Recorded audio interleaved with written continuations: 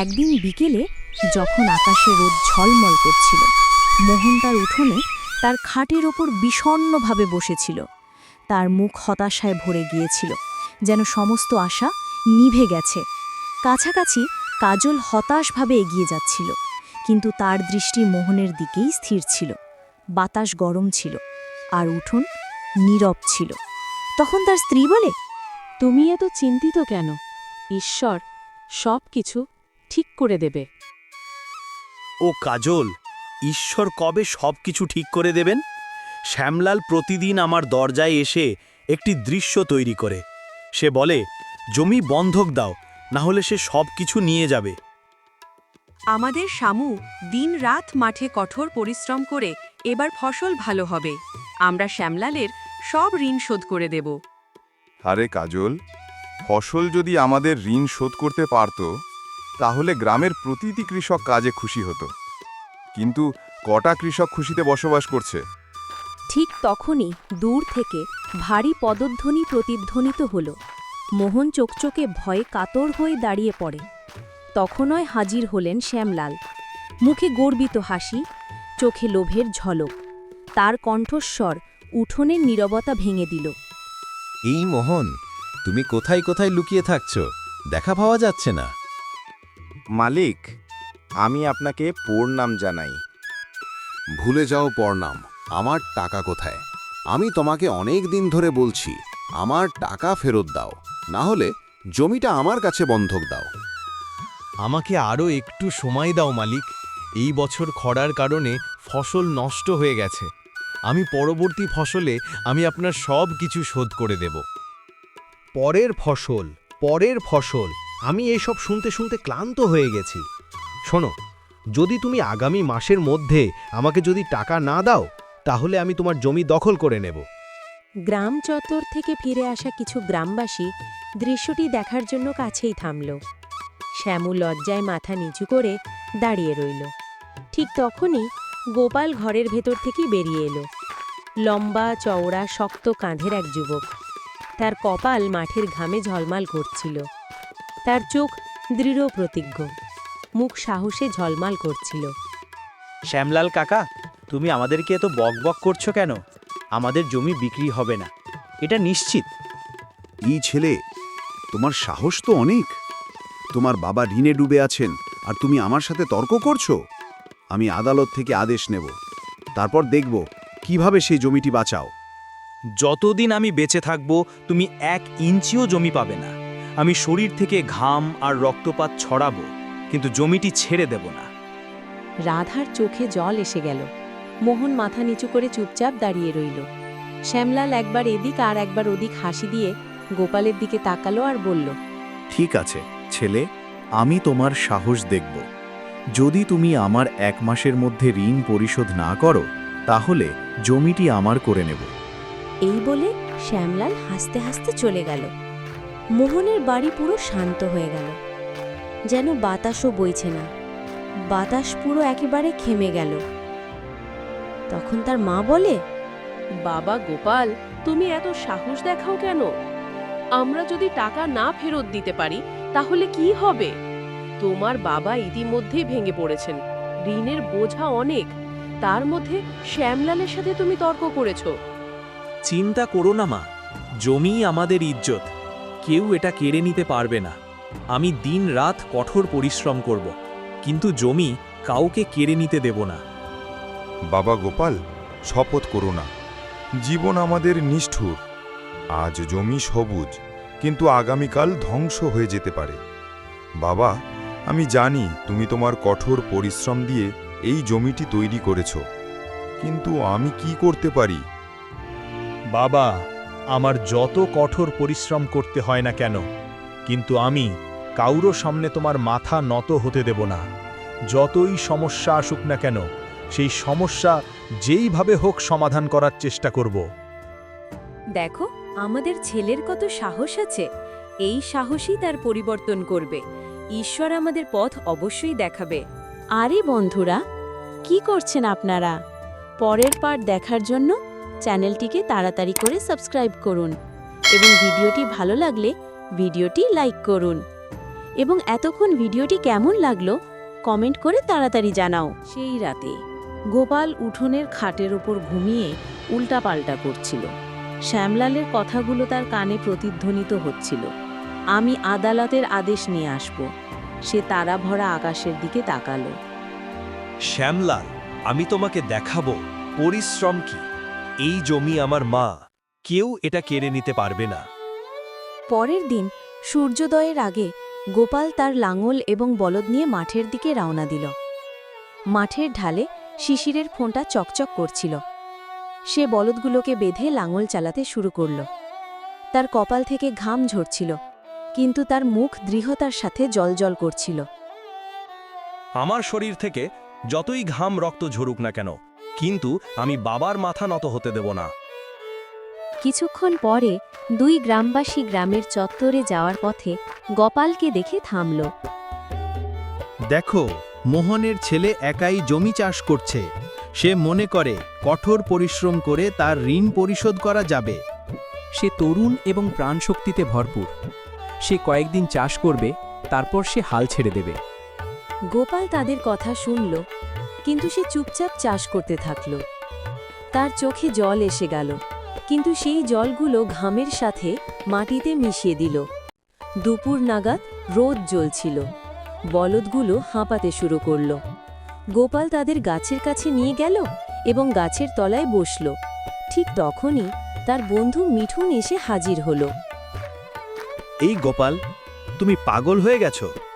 সকাল থেকে লাঙল চাষ করছো, এই খোড়া জমিনে সারাদিন পরিশ্রম করে যাচ্ছ, একটুকু বিশ্রামও নিচ্ছ না।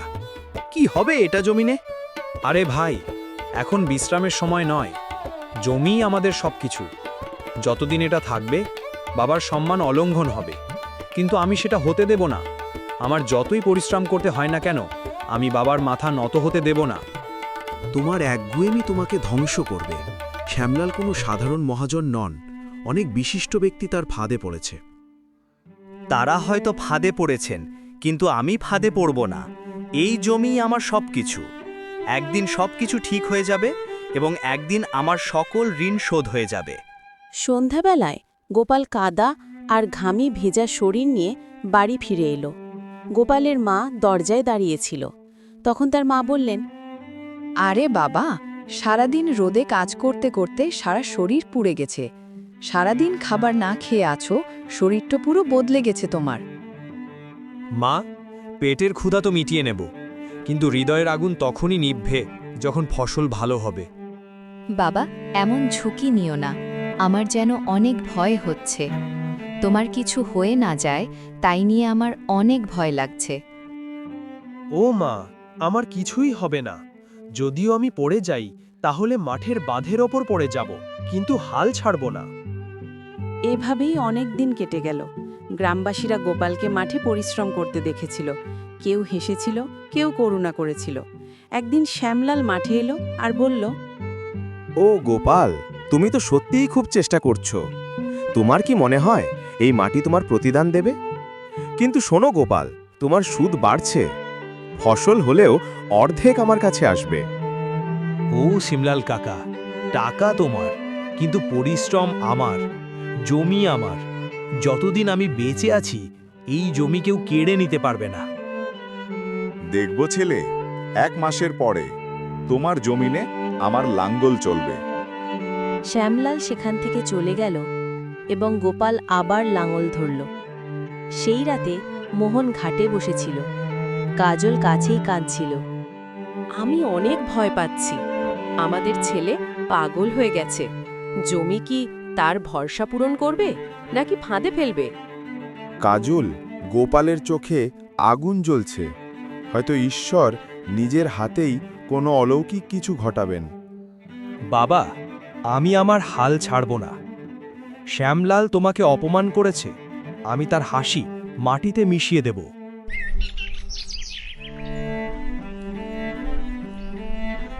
পরের দিন গোপাল আরও কঠোর পরিশ্রম শুরু করল। সে সূর্যোদয়ের আগে জমিতে আগাছা দিত, জল দিত এবং খাড়া জমি মেরামত করত। সব কিছুই একাই করত। গ্রামবাসীরা এখন ঠাট্টা করার চেয়ে অবাক হয়েছিল। একদিন সন্ধ্যায় মিঠুন আবার জমি নিয়ে এলো। গোপাল, গ্রামবাসীরা এখন তোমার প্রশংসা করছে। তারা বলে, যদি কঠোর পরিশ্রমের ফল পাও তাহলে তুমি অবশ্যই তা পাবে। মিঠুন, কঠোর পরিশ্রম কখনো বিফলে যায় না। এই জমি আমাদের জমিনে একদিন সবুজ আর সবুজ শুধু দেখাবে। তারপর মিঠুন সেখান থেকে চলে যায়। সেই রাতে কাজল গোপালকে রাতের খাবার পরিবেশন করেছিল। তখন কাজল বলে, বাবা রাহুল, ঈশ্বর তোমাকে আশীর্বাদ করুক। তুমি জমির নামে শপথ করেছ, আমরা সবাই এখন তোমার সাথে আছি। মা, আমার শুধু তোমাদের সাহসের প্রয়োজন।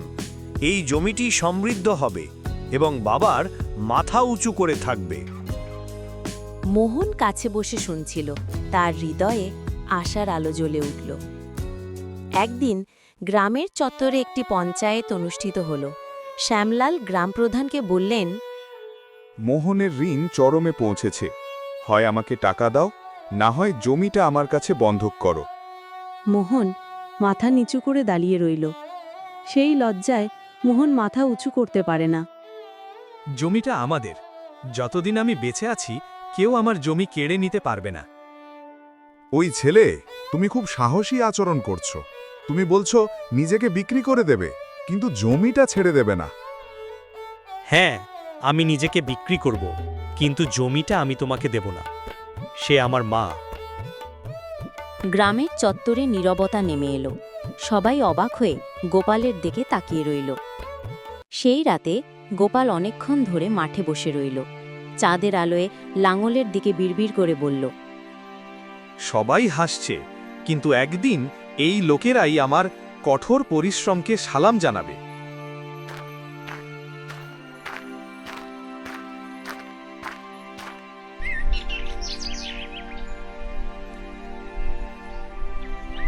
পরের দিন একই কঠোর পরিশ্রমের পুনরাবৃত্তি করা হয়েছিল, কিন্তু ক্লান্তি আরও বেড়ে গিয়েছিল। একদিন বিকেলে গোপাল মাঠের বাঁধের ওপর পড়ে গেল। তার শ্বাসপ্রশ্বাস ভারী হয়ে উঠছিল, তার হাত কাঁপছিল। রাধা ছুটে এসে বলল, বেটা, ওঠো। ঋণ অনেক ভারী, কিন্তু তুমি তোমার জীবন হারাও না।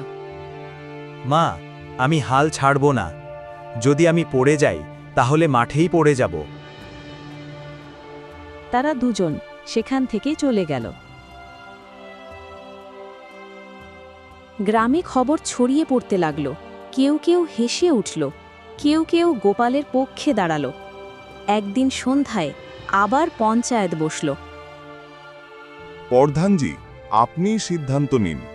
মোহনের ঋণ শোধ করান, না হলে জমি আমার হবে।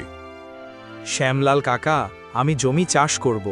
জমিতে ফসল এখন ভালো লেগে আছে। তোমার ঋণ শীঘ্রই শোধ করা হবে। ওই ছেলে, তোমার জেদ তোমাকে ধ্বংস করে দেবে। আর 7 দিন বাকি আছে। টাকা ফেরত না দিলে জমিটা আমার। মোহন সেই রাতে কাজলকে বলল, কাজল, আমি ভয় পাচ্ছি গোপাল নিজেকে মাটির সাথে মিশিয়ে না দেই। এটাই তার শক্তি, তার জেদ আমাদের সম্মান এনে দেবে। গোপাল আকাশে তারার দিকে তাকিয়ে বিড়বিড় করে বলল, হে ঈশ্বর, আমাকে ধ্বংস করো না। জমি রক্ষা করাই আমার জীবন।